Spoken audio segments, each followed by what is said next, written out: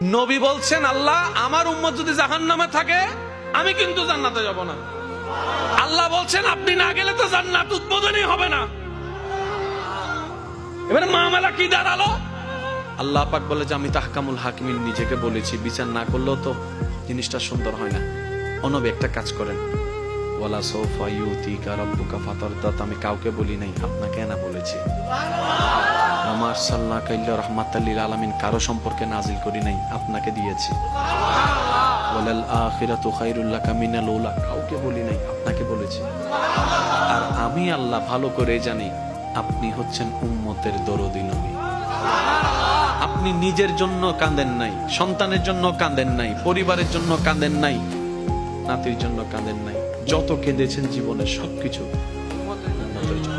এমনকি হাসরের ময়দানে যখন সর্বপ্রথম আমাদের নবীকে আল্লাহর হুকুমে তোলা হবে, আমাদের নবী উঠেই জিব্রাইল আলাইহিস সালামকে প্রথম প্রশ্ন করবে, ও আমার ভাই জিব্রাইল, আমার উম্মত গুলা কোথায়? আইনা উম্মতি, আইনা উম্মতি, আমার উম্মত কোথায়? আমার উম্মত কোথায়?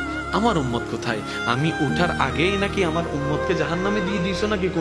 আমার উম্মত কোনো জাহান্নামে চলে গেছে নাকি? জিব্রাইল বলবে, ইয়া রাসূলুল্লাহ, প্রথমেই আপনাকে তোলা হয়েছে, এখন আর কাউকে তোলা হয় নাই, প্রথমেই আপনি উঠেছেন। আমার নবী বলবে, আমার উম্মত গুলা কোথায়? জিব্রাইল বলবে, ইয়া রাসূলুল্লাহ, এখনো তারা উঠে নাই, উঠবে একটু পরে।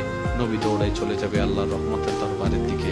সিজদায় যে পড়বে একটাই কথা থাকবে, রব্বি হাবলি উম্মতি, রব্বি হাবলি উম্মতি।